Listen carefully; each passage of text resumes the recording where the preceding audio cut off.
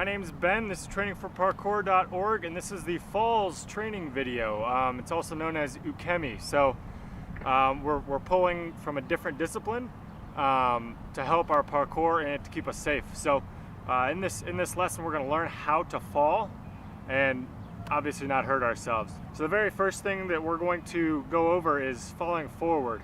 Falling forward, and whenever possible, we're going to try to roll.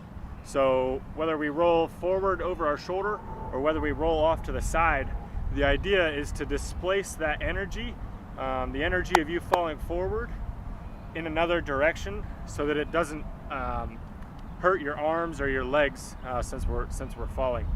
So the first thing we're going to practice is a forward fall. Get in a nice crouch position, and we're just going to lean forward like we had tripped and we're falling forward.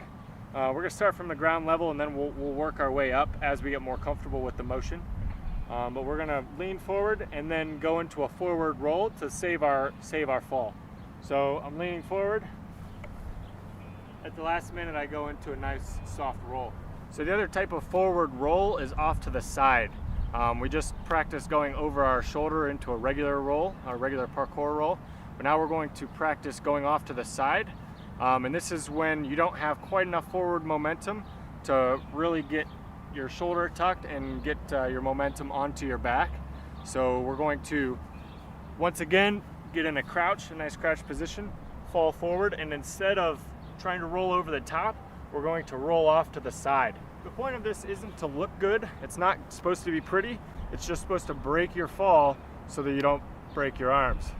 Okay, so when doing the forward fall break and rolling towards the side, we're going to, just like a regular roll, we're going to turn our hand to where our fingers are pointed back towards our other hand, and we're going to use that to roll this way. So my arm's not locked out. I'm just using it as a cushion, as a guide to roll off to the side.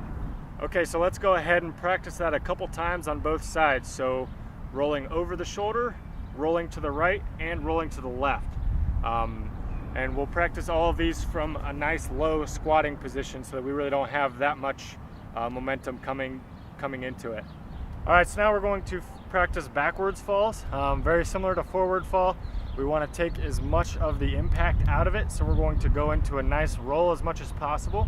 So we're going to start from a standing position and then squat down a little bit. We're going to take one leg, put it out in front of us, and then the idea is to curl our back so we go into our back in a nice roll. The other thing we're going to want to focus on is keeping our arms out to the side and not putting them back. So when you're falling backwards and you put your arms back, you can break your wrist, your arm, your elbow, your shoulder. You have a whole chain of bones and structures that you can injure. Whereas if you fall back and you use the backs of your arms to disperse that energy, it's a lot easier to stay safe. So for the backwards fall, we're going to start from a standing position. We're going to have one leg out in front. We're going to lower ourselves down as much as we can, and then we're going to roll softly onto our back. So keep in mind, you want to curl your back as much as possible and keep your head up. So the biggest thing is you don't want your head to hit. During the roll, you're going to slap out with your arms so that they can take some of that energy as well. So you got to think, if you're taking a big fall backwards, you want to disperse as much of that energy as you can without putting your hands behind you. Let's get into the side falls. So similar to the forward fall, similar to the backwards fall, we want to disperse as much of that energy as we can.